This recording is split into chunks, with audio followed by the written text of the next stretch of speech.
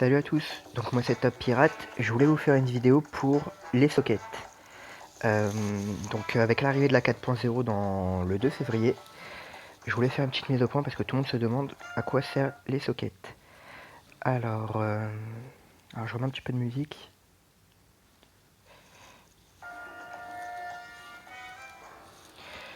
Alors, je suis allé donc sur ça sur la version japonaise pour vous montrer à quoi servent les sockets.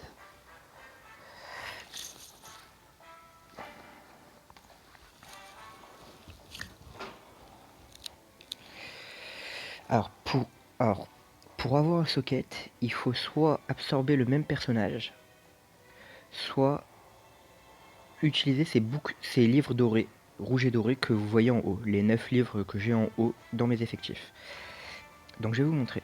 Par exemple, si on fait à ce Sanji là absorber un autre Sanji,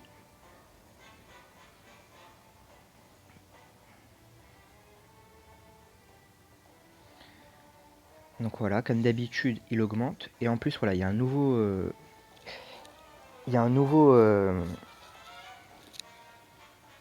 il y a un nouveau truc qui apparaît et voilà. Donc là on voit qu'on a gagné un socket avec un bouclier. OK. Très bien. Donc vous voyez que sur Sanji là, j'ai la possibilité de mettre que 2 sockets et qu'il y a plusieurs possibilités. Donc je vais vous en parler. Donc très bien, on va rester comme ça. Donc voilà, par exemple, Roronoa Zoro Ashura, il a 3 possibilités.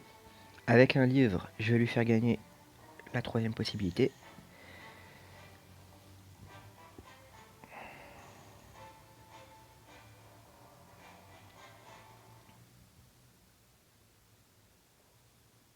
Super.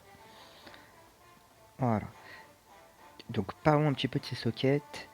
Donc à quoi ça sert? Vous allez me dire, oui super, j'ai gagné une petite bulle en bas, à quoi ça sert? Donc en fait maintenant, à chaque fois qu'on forme une équipe, on peut aller sur une option et on voit tous les sockets utilisés. Par exemple, ce socket là, le socket avec la chaîne, c'est pour tous les personnages qui lock. Par exemple, sur la forêt de Mi-Hank, il y a Smoker qui va vous enchaîner un personnage. Tous les boss qui vous enchaînent des personnages. Bah en fait là, le premier niveau, c'est que si dans toute l'équipe on arrive à avoir 10 emplacements anti-chaîne, donc de ce socket là qui permet on va appeler anti-lock. Si vous en avez 10, et ben ça va diminuer d'un tour, 15 de 2 tours et 20 de 3 tours. Donc ainsi de suite, ça va en progression. Et forcément avec 5 personnages, il y a un moyen d'arriver facilement au moins à 15. Vous avez sinon celui-là qui est très utile. Par exemple, ce socket là, ça va vous augmenter les chances d'avoir des bonnes orbes. Donc ça devient extrêmement puissant.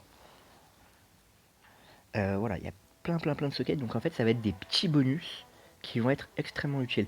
Par exemple, ce socket là, ça va être un socket qui à la fin de chaque tour vous fait regagner des points de vie. Vous avez celui-là qui est pareil que l'anti-lock, mais pour le silence. Ça veut dire par exemple Barbe Noire qui silence vos capitaines. Et ben là, ça va vous permettre de ne pas être silence.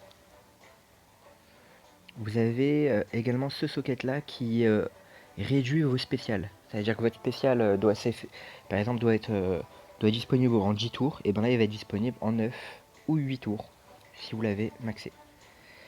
Donc voilà, grosso modo, les sockets, ça va être des petits bonus qui s'obtiennent donc via des livres que l'on obtiendra, il y aura des choses pour les obtenir, soit via, euh,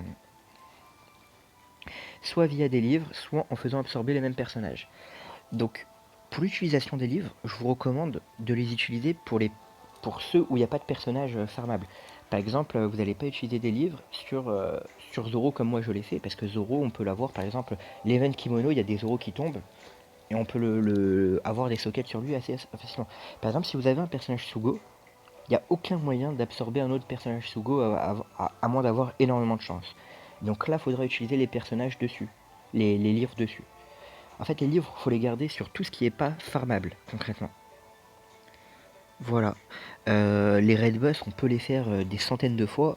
Ça sert à rien d'utiliser, même si les personnages raid boss sont très bons comme Miank, comme Doflamingo et tout, ça sert à rien d'utiliser les livres dessus. Les livres, il faut vraiment les garder pour des personnages non farmables. Voilà, je pense vous avoir bien conseillé sur les sockets.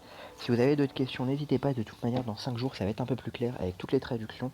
Donc le 2 février, ça sera vraiment des petits bonus que l'on obtient. Je vous dis à très bientôt pour de prochaines vidéos. N'hésitez pas à laisser un com, à liker la page ou à vous abonner.